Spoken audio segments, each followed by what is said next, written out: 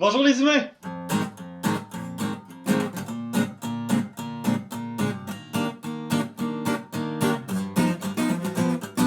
Aujourd'hui, on va boire dans une tasse de chaton qui a l'air vraiment impressionné par la quantité de bonbons qu'il reçoit, puis qui a l'air de les gober assez facilement.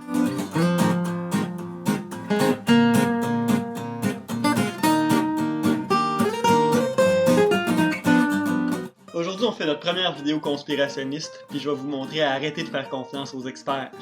On va rectifier le tir tout de suite, là.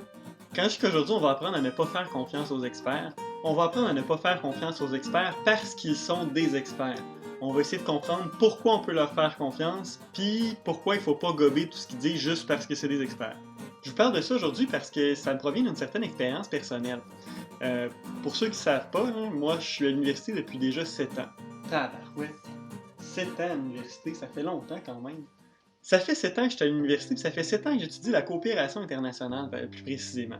J'ai fait mon baccalauréat puis ma maîtrise, là, mon master pour les Français. À travers mon parcours, j'ai eu l'occasion de travailler avec plusieurs organisations de coopération internationale en partenariat avec l'université, puis j'ai souvent été présenté comme étant un spécialiste de la coopération internationale en Haïti.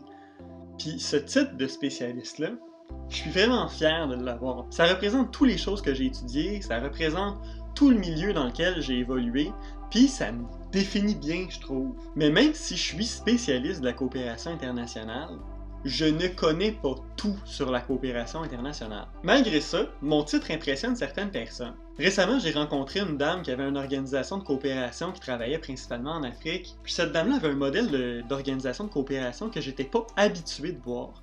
En fait, elle travaillait d'une manière différente de tout ce que j'avais étudié, puis elle faisait rarement affaire avec la coopération canadienne parce que la coopération canadienne travaille différemment de plusieurs modèles d'organisation de coopération à travers le monde. Puis quand je me suis mis à lui poser des questions sur son organisation, très rapidement, elle s'est refermée sur le sujet, puis elle a cessé de m'en parler de manière ouverte. Puis plus tard, par personne interposée, j'ai appris qu'elle avait peur que je juge son organisation, que je juge l'efficacité de son organisation, puisqu'elle savait que j'étais un expert de la coopération, mais principalement de la coopération canadienne. Tout comme elle savait qu'elle travaillait pas de la même façon que les organisations canadiennes, mais elle s'est dit, ce gars-là c'est un spécialiste, il est en train de juger mon organisation, puis si jamais il sort un rapport qui dénigre les résultats de mon organisation ou l'efficacité de mon entreprise, ben moi ça va me faire perdre des subventions, puis je vais perdre une partie de mes partenaires sur le terrain. En réalité, ça a jamais été mon intention de la juger. Je voulais comprendre comment elle avait monté son organisation pour comprendre comment ça fonctionnait puis comment elle arrivait à développer un programme de coopération efficace,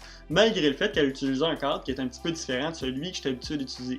Mon titre de spécialiste en coopération internationale, ça l'a pu impressionner un petit peu la dame, ça l'a pu influencer son jugement par rapport à ce que moi je pensais de son organisation. Puis ce côté influence de titre-là, on le retrouve pas juste dans la relation de la personne qui a un titre versus la personne qui a pas de titre, mais aussi dans les médias en fait. Un expert vient parler d'un sujet à la télé, mais tout de suite on va avoir tendance à penser que ce qu'il dit, c'est la vérité parce que la personne c'est une experte.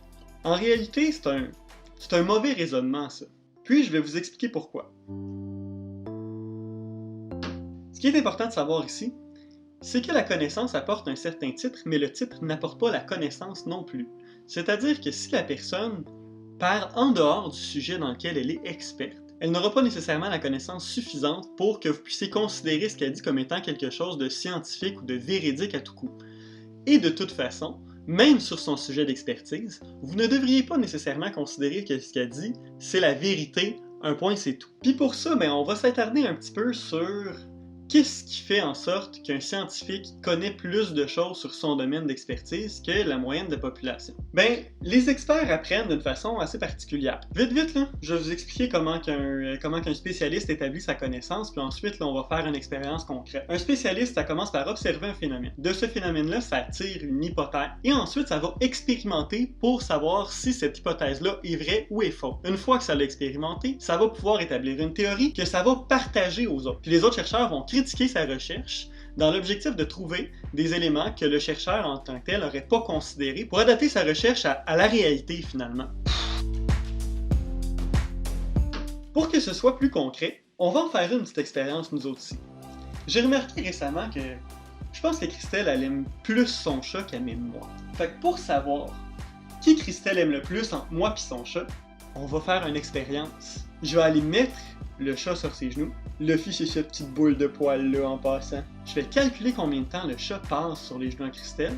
Ensuite, une fois que le chat va être tombé, ou que Christelle va avoir enlevé le chat, je vais aller m'asseoir sur les genoux à Christelle et je vais calculer combien de temps je passe sur les genoux à Christelle. Selon moi, la personne qui va passer le plus de temps sur les genoux à Christelle, ben, c'est celle que Christelle aime le plus en fait. C'est Luffy-sama!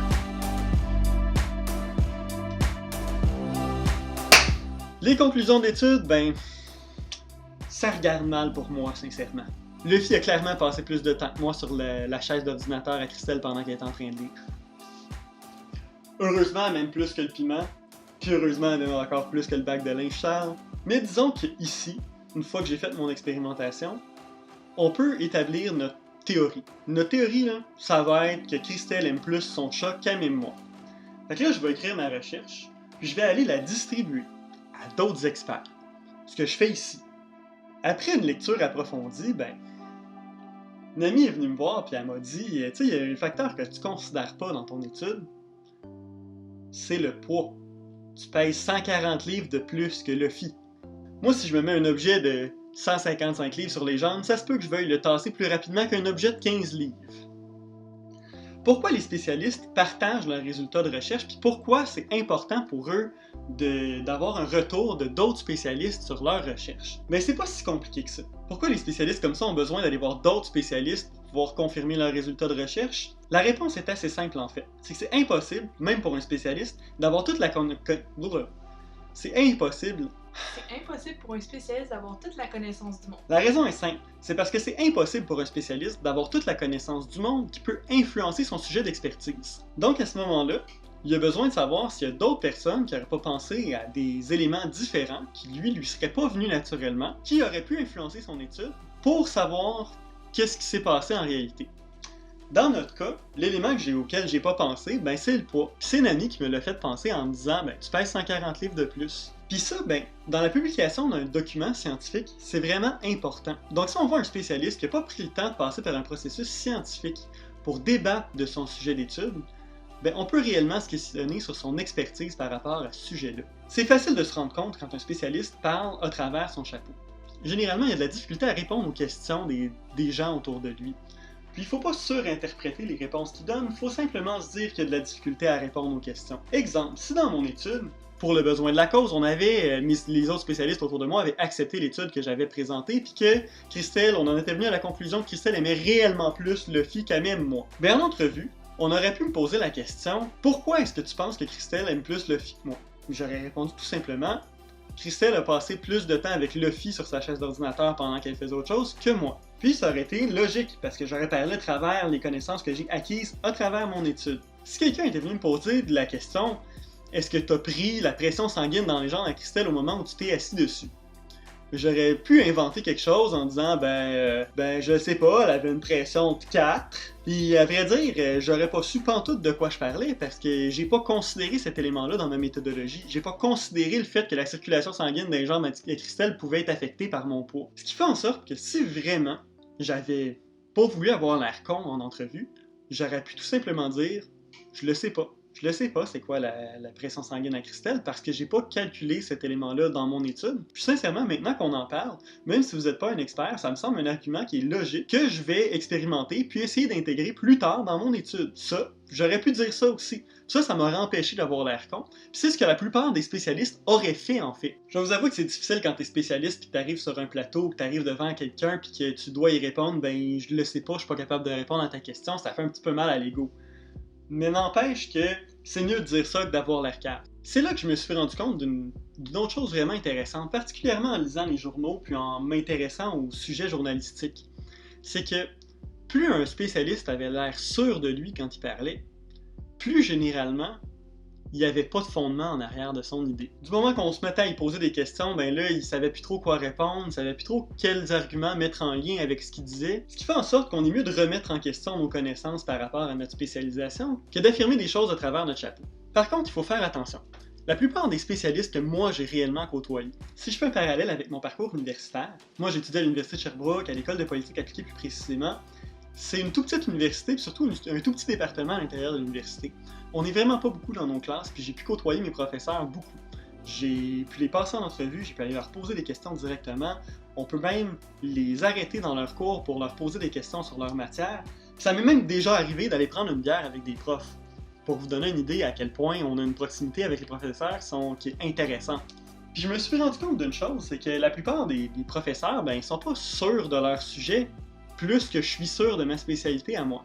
Sauf que la différence entre un professeur ou un spécialiste comme moi d'un sujet, puis la plupart des gens, c'est que nos connaissances dans notre spécialité ou dans notre expertise, elle est appuyée de beaucoup d'éléments, énormément en fait. Puis si vous voulez nous faire changer d'avis sur notre spécialité, c'est possible, on est toujours ouvert à changer d'idée, parce que ce qu'on veut surtout, c'est garder une connaissance ou une expertise qui est à jour, pour toujours être capable de rester l'expert de notre sujet. Donc, constamment, on réévalue nos connaissances, et puis on va étudier des nouveaux phénomènes ou des nouvelles choses qui peuvent arriver dans le domaine, pour simplement être capable d'adapter nos connaissances ou notre expertise à la science qui se développe. Puis si vous voulez nous faire changer d'idée sur un sujet ou sur un autre, c'est pas si difficile que ça. Ce qu'il faut, c'est répondre à notre argumentaire en réalité. Parce que notre argumentaire, il est constitué d'essentiellement toutes les connaissances qu'on possède sur le sujet. Puis on est constamment en train de rénover notre opinion là, pour rester à jour sur la science et sur les découvertes actuelles. C'est ce qui fait de nous des experts en quelque sorte. Parce qu'on reste à jour sur les connaissances qui sont développées, puis parce qu'on est encore capable de les expliquer parce qu'on les comprend. C'est un petit peu ça qui est beau avec la science. Non seulement on sait des choses, on sait qu'on sait des choses, mais on sait pourquoi on les sait. Ce qui nous donne l'impression d'avoir une certaine solidité dans notre argumentaire ou dans notre opinion, mais en réalité, on est constamment en train de refaire cette opinion-là puis de remettre en question nos connaissances. Puis, n'importe qui est capable de faire ça, n'importe qui est capable de prendre des données scientifiques puis de s'établir une opinion là-dessus. Sauf que, moi j'ai une problématique avec la moyenne des gens que je rencontre dans des débats. Pour te donner une idée, là, mon titre à moi en sortant de l'université, c'est politologue. J'étudie la politique. Puis des opinions sur la politique, il y en a en tabarouette du monde qui en a. Constamment, je croise des gens qui veulent me parler de leur opinion sur la politique, de quelle politique est la meilleure, de qu'est-ce qui est le meilleur en politique, qu'est-ce qui serait le meilleur pour la société en général. Puis moi, j'essaie d'éviter ce genre de débat-là, pas parce que je considère pas l'opinion des gens, mais tout simplement parce que, généralement, même si je leur donne une explication logique et cohérente sur pourquoi leur idée est bonne ou pourquoi leur idée est pas bonne, ça va soit les conforter dans leur opinion, soit ils vont juste ignorer ce que je dis, puis je vais avoir l'impression d'avoir parlé dans le vide pendant une demi-heure. Généralement, autour des sujets politiques, il y a une espèce de mouvement sectaire qui se crée où les gens croient à leurs opinions politiques, peu importe ce qui arrive. Puis peu importe ce qui va se passer ou ce qui va se présenter en avant d'eux, ils changeront pas leur opinion, tout simplement parce qu'ils ignorent les arguments de leurs opposants. Quand en réalité, ils devraient toujours être considérés. Généralement, je trouve que mes conversations politiques, ça s'apparente à un débat entre un anti-vax et quelqu'un qui connaît la médecine. Moi, je pense que les vaccins, ça cause l'autisme, puis on devrait pas vacciner les gens à cause de ça. Tu sais que la personne qui a fait une étude sur les vaccins qui causaient l'autisme a été radiée de l'ordre des médecins parce que son étude était non seulement mal construite, mais elle propageait des fausses informations, simplement pour que le chercheur puisse obtenir une certaine notoriété. Ouais, mais non, c'est pas vrai ça, c'est juste Big Pharma qui a payé pour discréditer l'étude. La majorité des chercheurs qui ont pris cette étude-là, pour pas dire la presque totalité, ont discrédité l'étude. La totalité des chercheurs en médecine ou en immunologie ne sont pas payés par Big Pharma, qui de toute façon n'existe pas. Oui, Big Pharma, ça existe. D'ailleurs, ils veulent même travailler avec le gouvernement mondial pour être capable de nous rendre dociles comme des moutons pour pouvoir continuer le modèle capitaliste des grandes entreprises. On a déjà vu que le gouvernement mondial, ça existait pas puis ça existerait pas. Est-ce que c'est possible de changer d'argument à un moment donné? Tu penses que le gouvernement mondial n'existe pas parce que t'es un mouton! Dans ce genre de débat-là, on en arrive rapidement aux attaques personnelles, puis il y a des choses qui sont complètement ridicules, où une personne ignore complètement les arguments de l'autre, puis on représente tout le temps les mêmes arguments, puis ça tourne en rond, puis ça devient juste lourd, puis c'est difficile. Moi, pour conclure cette vidéo-là, ce que j'aimerais vous reteniez dans le fond du sujet de la vidéo, c'est premièrement, faites attention aux experts qui vous parlent. Assurez-vous qu'ils sont capables de répondre aux questions qu'on leur pose, parce que c'est ça qui détermine leurs expertises. Les experts ne possèdent pas la connaissance infuse parce qu'ils sont un expert, mais ils deviennent des experts parce qu'ils ont de la connaissance. Donc cette connaissance-là, ils sont capables de l'expliquer. Vérifiez comment ils sont capables de répondre aux questions des gens, c'est comme ça que vous devriez établir le niveau d'expertise de la personne qui est en avant de vous. Ensuite, regardez comment elle est ouverte à expliquer comment elle a obtenu ses connaissances, c'est quoi les arguments qui fondent son opinion. Si la personne ramène ça à des arguments qui sont personnels ou à des arguments qui sont non fondés, puis qu'elle ignore vos arguments à vous, ben la personne c'est pas un expert, c'est tout simplement un con. Mais ça on le dira pas trop fort parce que sérieusement moi je vais pas jusqu'à dénigrer personnellement les gens avec qui je débat, je vais juste arrêter de discuter avec eux puis je vais changer de domaine de discussion. On va jouer à un jeu de société ou quelque chose comme ça parce que moi ça me perd puis quand je suis plus capable d'expliquer mon point à quelqu'un, j'ai l'impression de perdre mon temps. Finalement, j'aimerais conclure sur une phrase que je suis assez fier, là, mais qui sortirait bien dans la bouche de Défécateur, selon moi. Défécateur étant un de mes youtubeurs préférés, puis je pense que je vais vous la partager, c'est...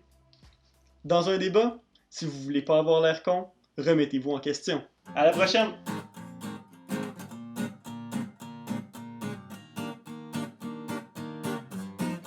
Merci d'avoir écouté la vidéo. Pour nous soutenir, il n'y a rien qui nous aide plus que de partager la vidéo, mettre un petit pouce bleu aussi, s'abonner. Merci beaucoup.